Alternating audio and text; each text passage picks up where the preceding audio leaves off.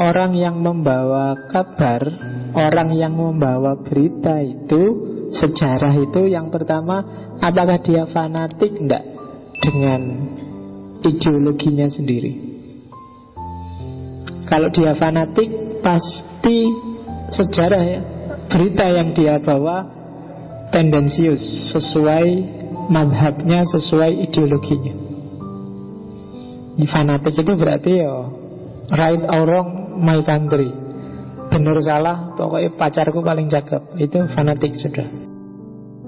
Tidak mungkin salah, itu berarti fanatik. Kabar, cerita, sejarah dari orang atau kelompok orang atau lembaga yang seperti ini, itu perlu dikritisi, karena biasanya tidak fair. Yang dilihat baiknya dirinya saja dan jeleknya orang lain saja, itu sering seperti itu. Jadi ciri pertama, kemungkinan ada distorsi sejarah, bahwa yang membawa cerita sejarah itu adalah seorang yang fanatik, seorang yang sangat terikat oleh ideologinya. Kemudian yang kedua, terlalu percaya. Orang yang gampang diapusi, orang yang gampang percaya. Kalau yang membawa berita orang yang kayak gini, itu juga rentan manipulasi. Jadi kamu dikasih tahu temenmu bahwa hati-hati lo ya, ada gini. Siapa yang kasih tahu kamu ini? Dia ini yang dikasih tahu ini, coba kamu cek apakah anak ini teguh pendirian atau gampang diapusi. Kalau dalam ilmu hadis kan sangat hati-hati menerima berita dari orangnya ini. Jadi apakah orang ini mudah percaya dan mudah dibohongi? Kalau dia mudah percaya dan mudah dibohongi, hati-hati informasi dari orang ini. Bukan nggak salah sih dia, cuma mungkin dia tidak kritis dalam menerima berita. Jadi mungkin dia lugu, jadi manut dikasih tahu ke selatan, jangan ke selatan, sampai selatan, jangan ke selatan, ke utara aja, dia pokoknya bulat. Orang yang tidak punya pendirian, orang yang bahasa zaman dulu menyebutnya imannya lemah. Agak berat, imannya lemah itu berarti keyakinannya gampang goyang. Kamu kuliah nggak usah pacaran, pacaran itu ganggu.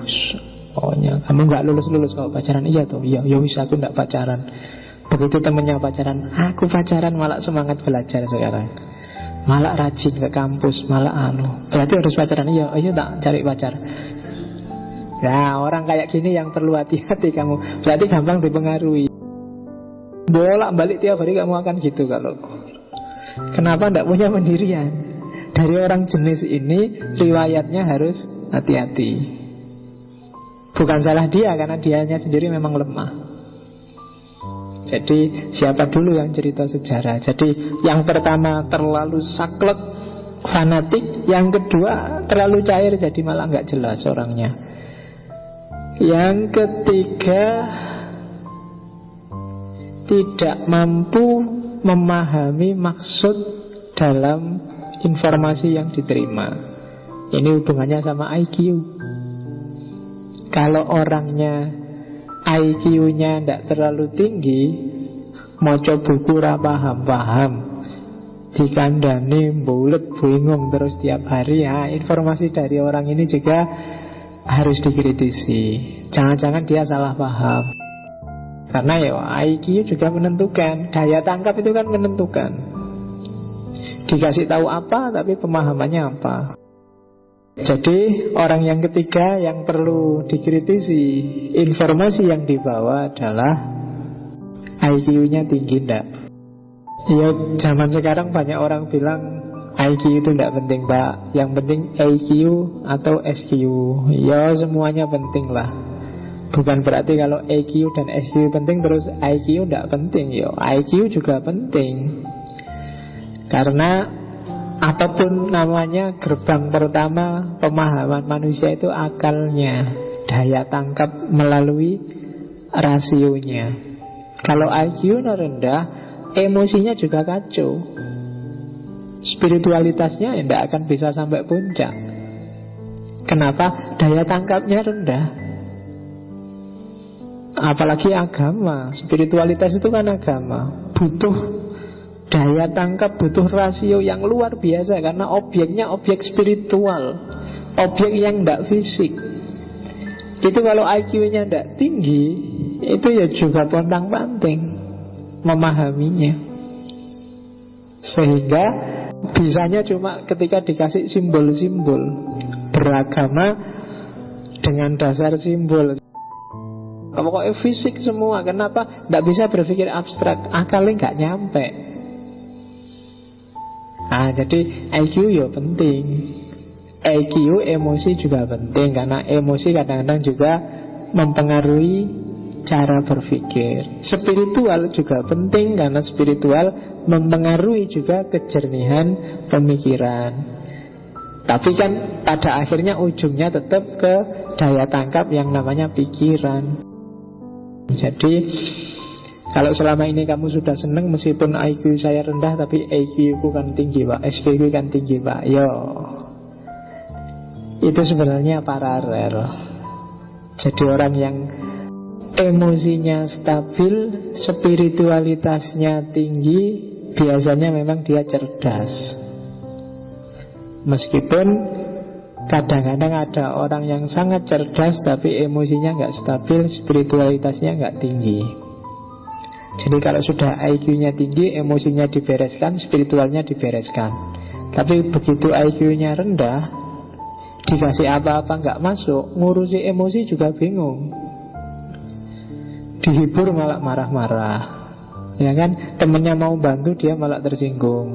Susah. Kenapa? Emosinya nggak stabil, daya tangkapnya agak berat. Yang keempat, berasumsi secara salah terhadap kebenaran informasi karena terlalu percaya kepada sumber informasi. Jadi orang yang penuh prejudis, selalu punya asumsi-asumsi, dan kebetulan asumsinya keliru.